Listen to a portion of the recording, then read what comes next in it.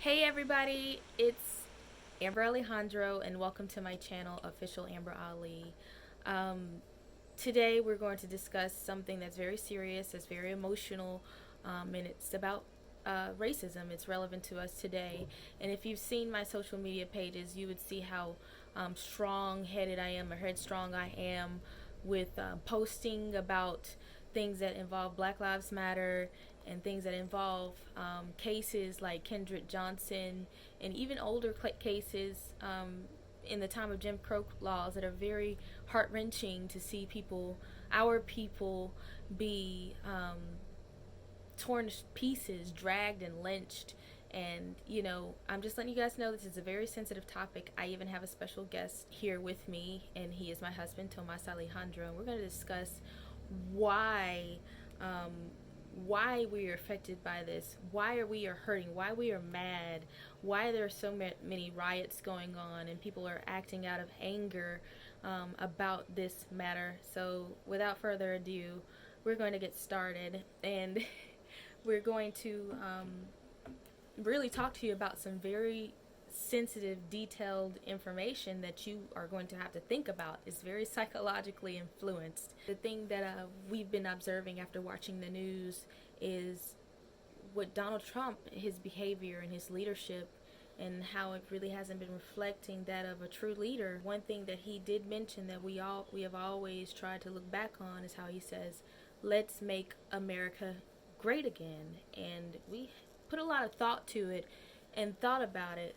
Was America ever great? What made America great? How has America been great? And we have to really assess things and look back on things in history. We're going to just start with the basics now. As we all know, how slavery goes, about 400, a little bit over 400 years ago in the late 1500s, we have heard and we have read and gone to school about the transatlantic slave trade, and that's in the 15th century, where generally Europeans have gone to West Africa, taken West Africans against their will.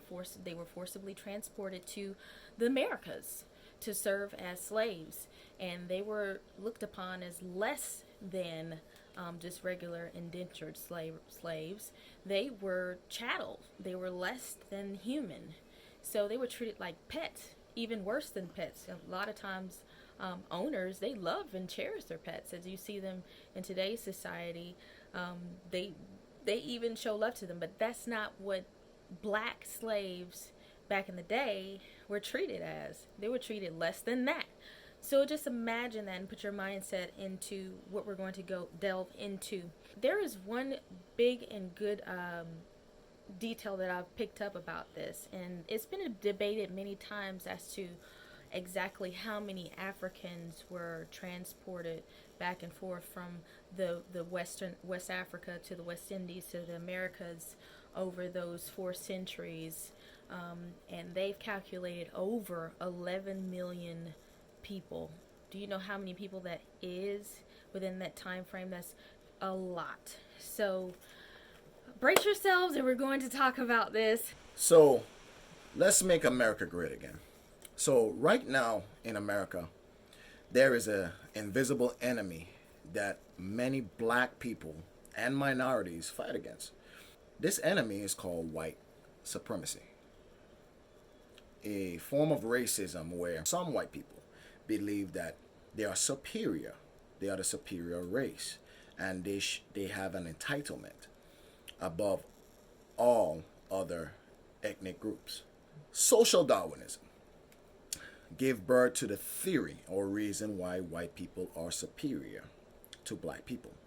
And therefore, it would give reason why blacks should be treated less than or not equal to whites.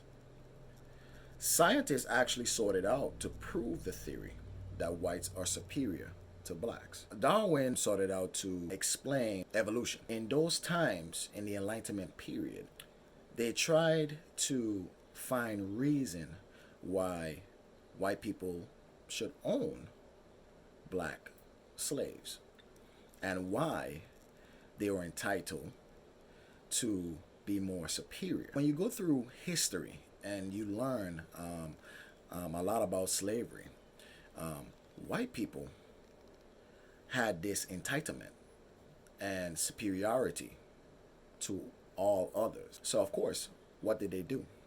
They had to make it a reason or try to create scientific belief that they are superior.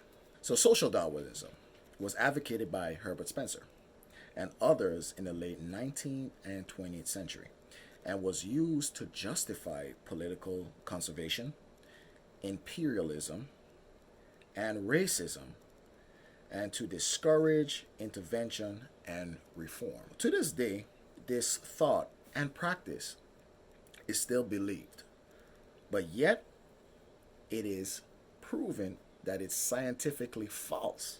This social construct was taught to white people and mostly encouraged among white women to keep their purity, not to defile the white race. I want you to underline the word purity, okay? So, white women was told and instructed to keep their purity. So a lot of white men tried to deny the burning desires of the precious, innocent, pure white women, where these white women actually lust for African men.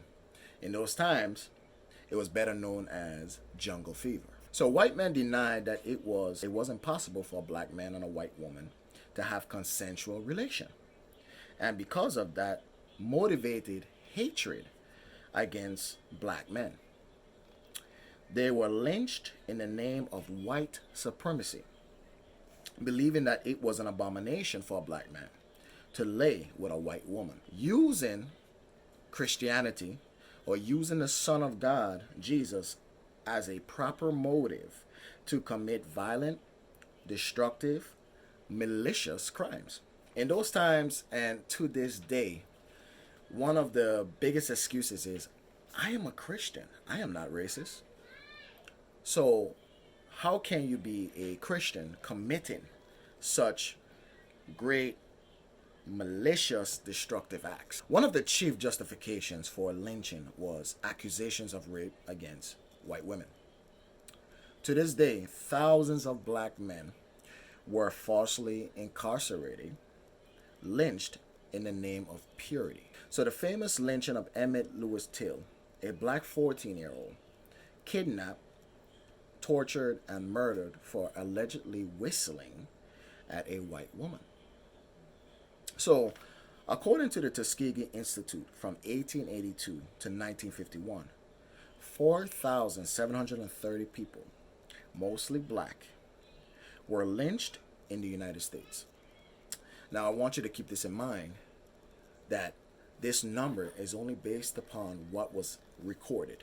They were tortured, hanged, burned alive, dragged behind trucks, and several cases, their bodies were dismembered, and the pieces were either discarded or kept by many as souvenirs. You can find a lot of this information if you go to facinghistory.org. You can, once you type in the website, you can go to the origin of lynching, and you would see, it will tell you about a lot of the different cultures in the United States. So in World War I was also known as the Great War, or which was also described as the war to end all wars. So both white and black men fought in this war. But yet, if this war was to end all wars, then why is it that racism still is a big problem in our country? Both men, white and black, fought side by side and wore the same American uniform, but was yet demonized in his own country. Less than 20 years later, World War II happened. Now, if you know anything about World War II, you will know there's a lot of things that was going on, but one of the primary focus points was a man who was the leader of the Nazi Party.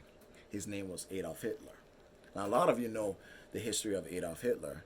He actually demonized other races, and he was the epitome of white supremacy, believing that whites are superior to all other races.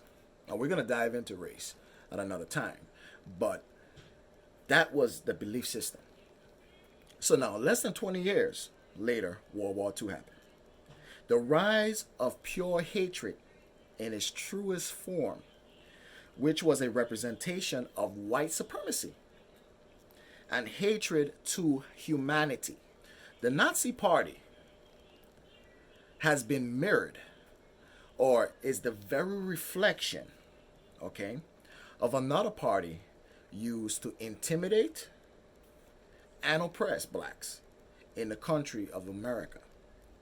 That group is called the KKK, Ku Klux Klan. Ku Klux Klan is an organization built upon the belief of white supremacy. And they were founded December 24th, 1865 in Pulaski, Tennessee. So this group was built by a group of Confederate veterans, which was really formed to be a secret society. The KKK grew rapidly into a social fraternity, then to a paramilitary. The group believed in pushing violence as a means of pushing back reconstruction of its enfranchisement of African Americans. So there was a collective effort to stop African Americans from coming together. So you would see a lot of segregation going on in America. You would see the whites on the left and the African Americans on the right. They would halt African Americans from getting business loans. Also, they would stop them from owning their own businesses. A perfect example is Black Wall Street. If you know anything about Black Wall Street, it was an area where there was a high prevalent amount of black people that owned their own businesses. Well, there's something called the Black Wall Street Massacre, where a group of white people, or better known as the KKK, got together and burned down the city and killed hundreds of African Americans. The KKK pushed violence as a means to halt enfranchisement of African Americans. So they try to subjugate and also make sure that they can control the African society. Former Confederate General Nathan Bedford Forrest was a KKK first Grand Wizard. That's their leader, and that's the term that they use. In 1869, he unsuccessfully tried to disband the Klan because of the Klan's excessive violence. The KKK engaged in terrorist raids against African Americans and also white Republicans at night. So, if you know anything about the KKK and their group, they formed together to stop Republicans. And at this time, the Republican Party was in more favor to African Americans. And what they would do coming up to election time, they would have raids. They would have a massive lynching of African Americans, and also commit murders against white Republicans. And they did this not only in secret, but they did their best to try to strike fear into the Republican Party. That way that whoever they want to get into office can get in. The Republican organized a militia unit to break up the Klan. In 1871, the Ku Klux Act was passed by Congress, which authorized President Ulysses Grant to use military force to suppress the KKK. And take note that they did not try to annihilate or eradicate the KKK. They tried to suppress it. One thing that we know in any country, whenever there's a terrorist group, we do anything, any means necessary to not just suppress a terrorist group, but eradicate them. That way, they will never try to commit any atrocities against the nation. So, we know that the KKK is a terrorist group, a terrorist organization built upon violence and intimidation to all minorities of any kind, and primarily against people of color, African Americans. So, the Ku Klux Act result in 9 South Carolina countries being placed under martial law, and thousands were arrested. So a lot of them, the military went after the KKK and did their best to control and suppress the group.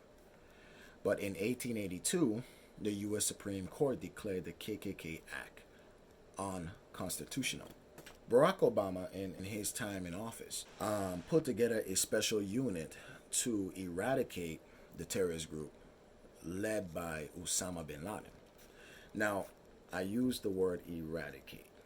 Why? Because when you're dealing with a terrorist group, we have a no nonsense type of attitude dealing with them. Why? Because they're a terrorist group and they seek to do harm against our country. So, in that case, there is no way of trying to talk it out with a terrorist. They have one mission: to terrorize the nation. Same for the KKK.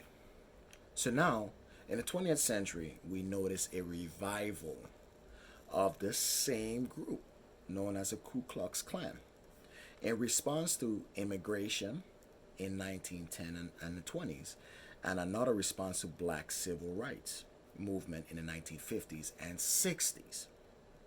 The KKK still exists today, and I want the world to know that our leaders do their best to try to suppress this issue that racism and white supremacy still exists in the United States of America. It's very prevalent. Okay, you even see the Confederate flags waved and posted on the back of trucks and many different vehicles and outside of homes. The idea of white supremacy is still thought and on the rise. Couple of examples: the Charlottesville church shooting. Another one is the 2017 Unite the Right rally. And in 2019, there was another shooting in El Paso, Texas Walmart. So these acts of violence are still practiced today by this terrorist organization known as the KKK. Many leaders, both white and black, want you to believe that white supremacy in America is a lie and does not exist. They avoid the hard evidence placed before them, cell phones, recordings, and hide from the hard question, which is, does America believe that Black lives matter? Does the people of color and minorities of this country view each one of their lives the same as a white person? Does the lives of blacks only matter when there is war, or when another white man is in need for our assistance? The great debate of the century is not if black lives matter, because we know it does. The question is, does those black lives only matter when it's convenient? So, people of America, we have a strict policy. That policy is, America does not negotiate with terrorists. This statement is based upon usually a hostage crisis. Is the KKK holding America hostage for their ideologies and creating a disturbance of peace in our society? It is one thing to be a foreign terrorist organization, just like we talked about Osama bin Laden. Their ideologies are entirely different, and of course, they are not on our soil, American soil. But being a terrorist group on our own American soil is a greater threat not only to our people, but to our very Constitution. The ideology of a belief system of the KKK is not American. The KKK organization is built upon terror. destruction, and pursuit to dismantle the government principle that is a democracy. Which leads to our first problem, identifying the problem, which is white supremacy, aka racism. In order to really flesh out the issues that America is having, we must identify and acknowledge that the ideology of white supremacy is a public health problem. A public health problem is anything that affects your mental, spiritual, and physical health. The main symptoms of white supremacy, aka racism, is hatred for no probable cause, having ill will, anxiety, paranoia, intermittent explosive disorder or IED, depression due to white privilege, homicidal behavior, sexual predatory behavior, obsessive compulsive disorder. Hatred for no probable cause. Again, hatred is thought. So this mindset that you are superior was thought by a generation of people passed on. Second is having ill will. Now, when I say ill will, again, that goes with number one. You know, having hatred in your heart due to the fact that because they look different. Another problem, this is in China. China has a very high community of racism against black people. There's actually an exhibit where they actually have pictures of Africans side by side with monkeys and different animals, lions, and this is in an exhibit. So again, you know, not just in America but throughout the world, people look at black people as animals. Anxiety.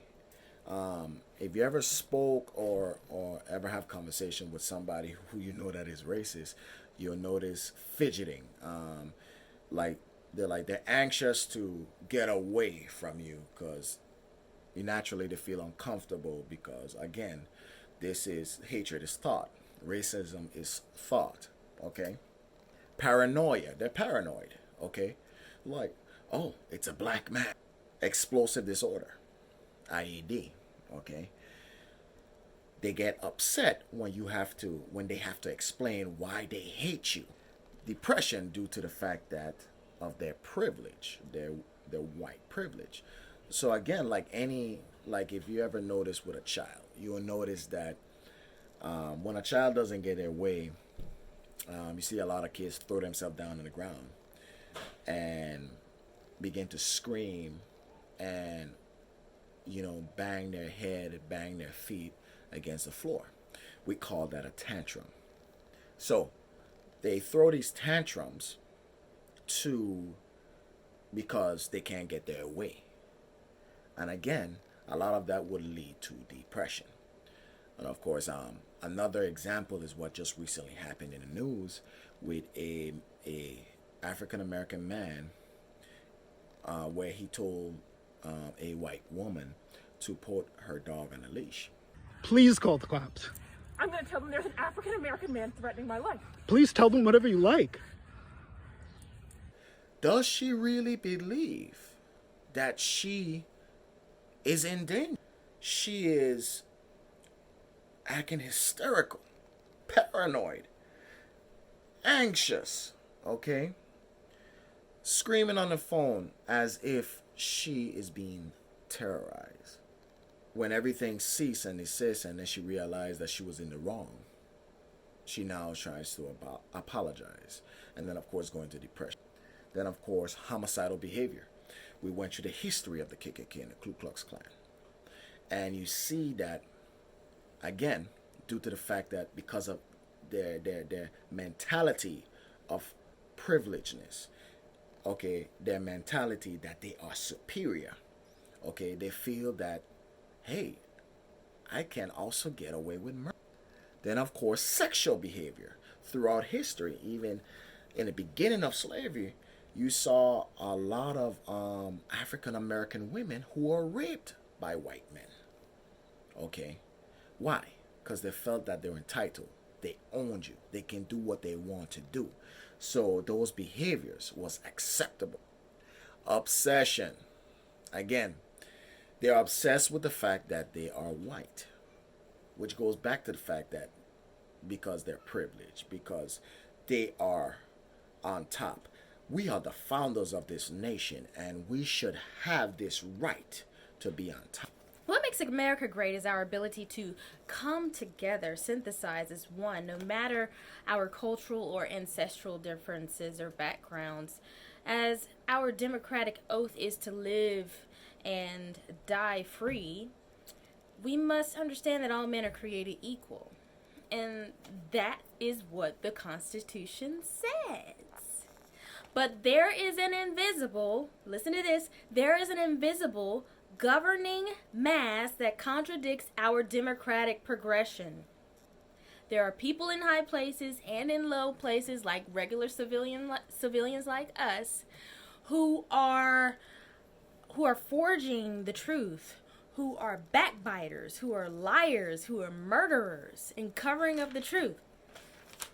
These are the people that are living among us. They are the people that are judges. They are the people who are in our law system, telling us what to do as civilians. Okay? This is what we're working with. We are reliving the same story, the very story that's been told over the years that has suppressed us since we were brought over to America. It's reliving and replaying itself, but it's in a different era. There are a new set of rules that are being used. It's a new upgraded way of being able to perform these acts. It's in a different manner, okay? We are seeing and experiencing the hatred of these issues from the slave ships, the plantation homes, the Tuskegee experimentations and other mutilations, lies and hypocrisies and cover-ups of who the victims really were, Kendrick Johnson, hypocrisy in our history books, right? Black Wall Street, false accusations of killing white people, like George Junius Stinney Jr. had to suffer as a 14-year-old the death penalty within 2 hours of going through court. They made their decision. Okay? Emmett Till, that's my son, sorry. Trayvon Martin, Sandra Bland, police brutality.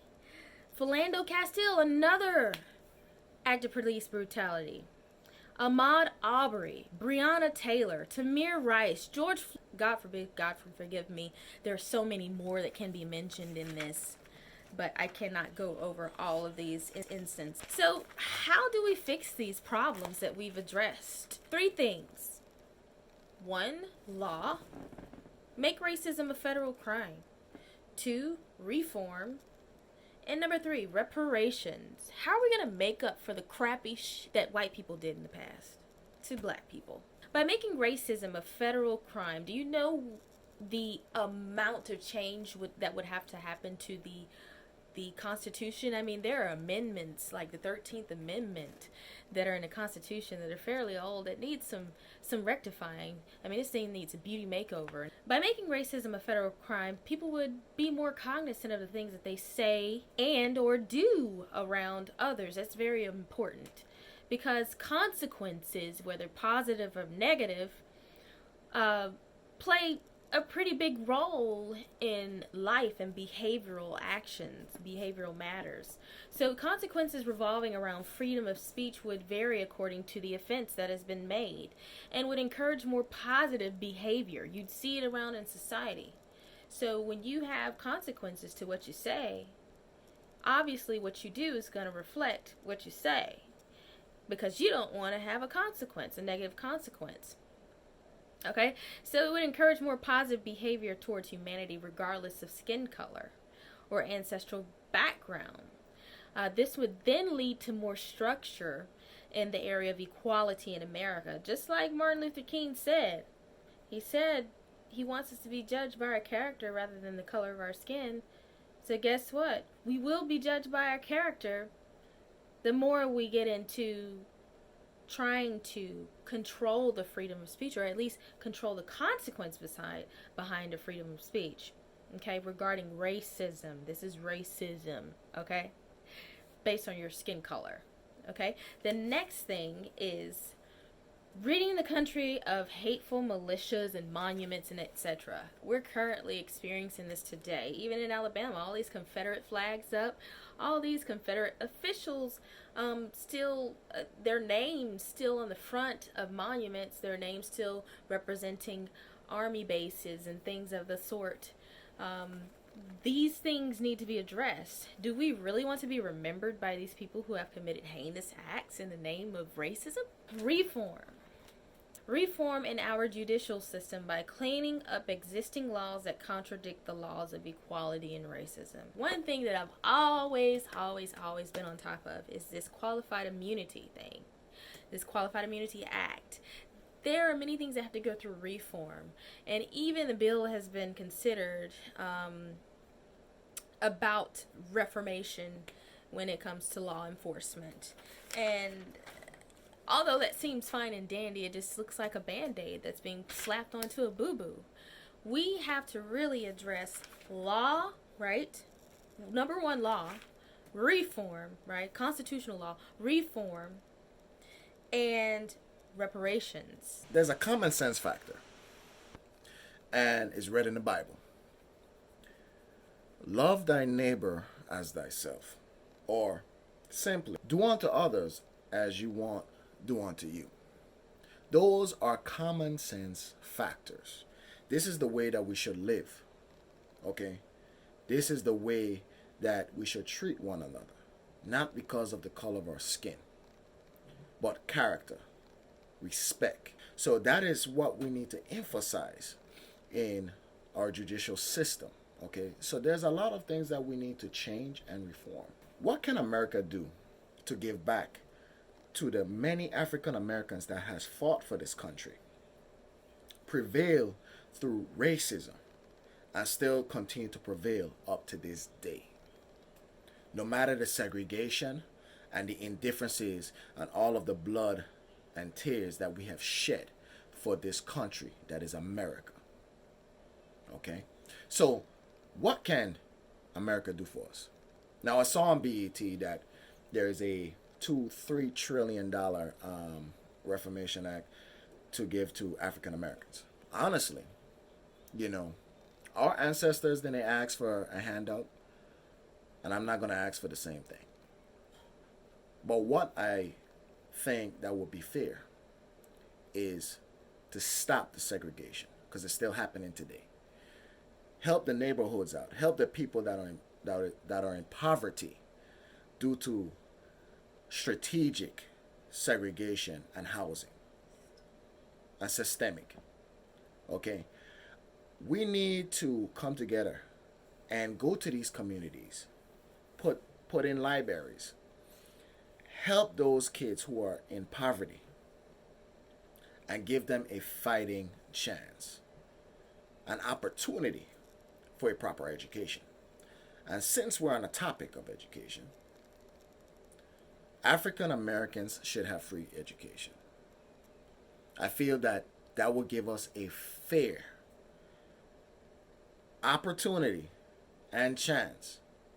And that will be a start to a new world, a new idea of equality. But education is something that's here. It's something that's with you. My father always pushed having an education over any of these other things that we would talk about that we wanted. But an education is something that no one can take from you as far as intellect is concerned, things that you've learned, that you're certified to do, because it shows that you're certified, that you're ready to work as a professional, and that you could do things that others cannot do without an actual degree.